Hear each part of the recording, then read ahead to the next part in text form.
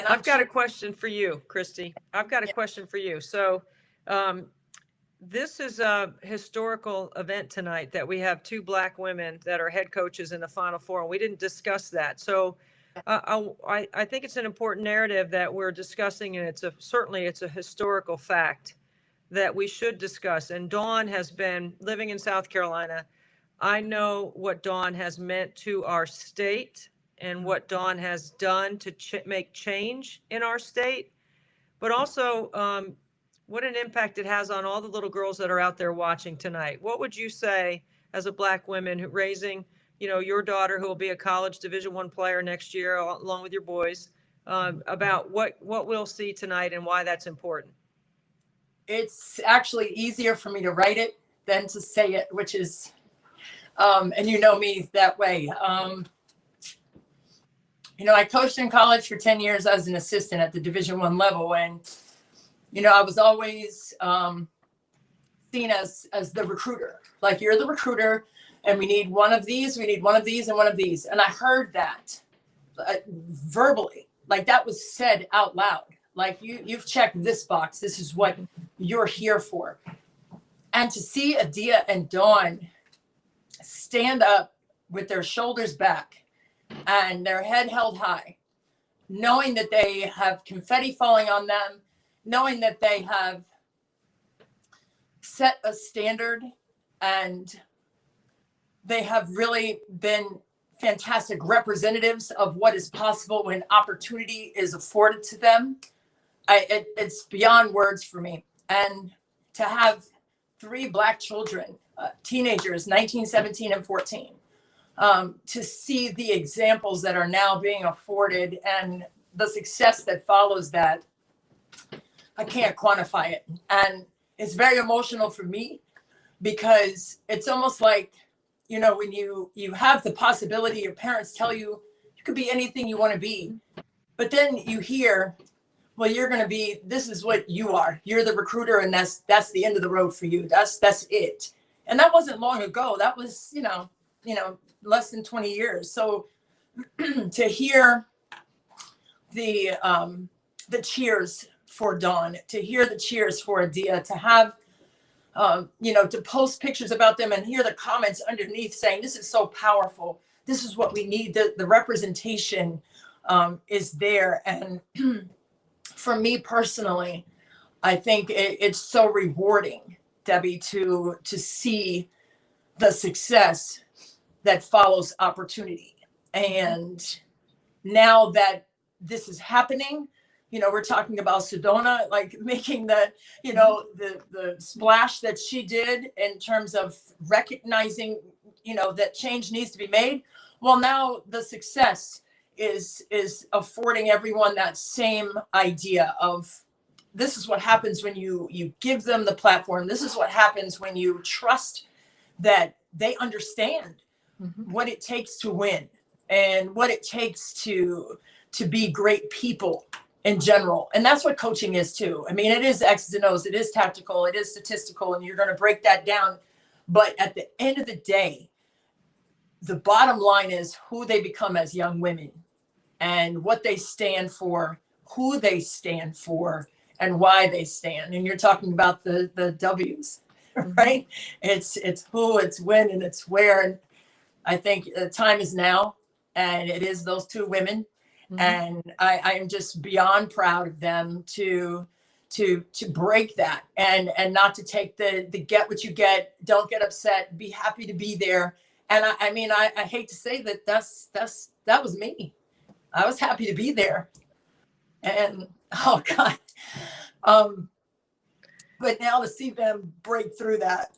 You know what, Christy? Thank you. as moms,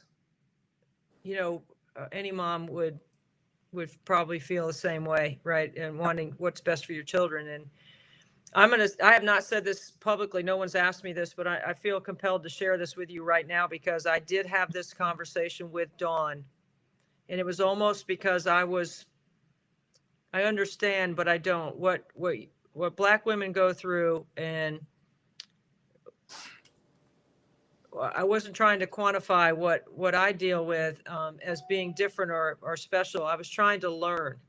And so being the mom of a child with special needs, and my son, Frankie, has Down syndrome, I know what it feels like to be marginalized, not included, not wanted, not welcome, can't do this, can't do that, won't ever be anything. And every time I saw somebody in a grocery store that had Down syndrome that was working, checking bags or, doing, and I thought, if this is the best that we can do, then this will be fine. But I see more and I want more. And I want to empower my son to be able to do the things that he needs to do. And there's not a lot of difference in how we feel. It's a lot of difference. And people are going to say, Debbie, you don't get it. You're not a Black woman. You don't understand. I'm talking about being a mom of a child with special needs that is told they can't and won't and never will. So I feel, and I had this conversation with Dawn because I wanted to have the conversation with Dawn because I knew Dawn would tell me if I was feeling the right empathies and what I could do to help. Right. And we had a great conversation. And it's part of the reason why I have so much respect for her, because she is beyond a coach. And especially in our state, South Carolina, that has some issues, but she's been a big part of a lot of change in our state. But I just felt compelled to say that because I feel what you're feeling. I know and it's different, but there are some similarities. And no one's ever asked me, but for all the parents out there that have children with special needs, just like for all the parents, all the Black parents that have children, there is a lot of some similarity. There's some parallels that cross in being judged, like two cliches, judge a book by its cover, like people do that, or walk a mile in someone's shoes. You really don't know. People don't know. So we never get a chance to share those kind of emotions. It's not what our job requires. I don't go on the air and use my platform on the air to discuss issues like what I'm seeing or feeling about. Nobody cares. Call the game. Do your job, right? Exactly. No one cares how we got there, what we had for dinner, or who we hung out with, or whatever. They're fans of the game. They want you to talk about their teams, and that's what we should stick to that, But this is a chance. I don't know. I couldn't let. It's such a strong, compelling storyline and an important one that should be shared, and I couldn't not bring it up and be on your show and not ask you about it. No, because I know how deep you are, Christy. I am. And that's why it's, like I said, it's easier for me to write it than to say it. So I am glad you asked, but it's really hard to express because it's such a, it's such a deep emotion for me, not just personally, but like you said, as a mom. I mean, it has 3 layers to it because of the 3 babies. And, just to have them see that, We're fighters. That's what athletics has given us. Exactly. We are competitors. You tell us we can't, we're going to show you how we can.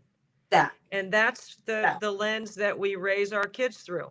Yes. And it has to do with our opportunity to play and to be a teammate and to fail and to get back up and to struggle and figure out a way. I don't know anyone who's had success that hasn't done that. Right. And for parents, we know how hard that is. That's hard. It's hard sometimes to watch your kid fail. It is. But I mean, just to understand through our own failures, I think as moms, I think, you have that empathy and compassion when that does happen to help guide them through it. And I mean, that's what motherhood is. That's what coaching is. I mean, coaches have that same level of empathy and compassion. And I mean, it's a special role to have. And I'm talking coaching and being a mom. I think you coach as well, Deb, you empower young women to be at their best. I coach, and, there's so many similarities in coaching and motherhood and in playing. You played it in state for the revered Kay Yao. And I mean, it's just, it's just something that is very special, especially at this time of year, the Final Four, and Yeah. it's all coming to the end here. But who's going to be the last one standing? And it's that resilience and that grit, that dig down, the not to be denied emotion that's going to carry the championship team through. And we have so much to celebrate tonight. We have so much to celebrate about our great game. I'm just going to try to enjoy as much and take it in as much as I can, especially as you said, this is my 25th year calling the games on radio, and it's so much fun. And I can't wait to get to the arena today to celebrate and to enjoy the games and the high level product that we put on the floor.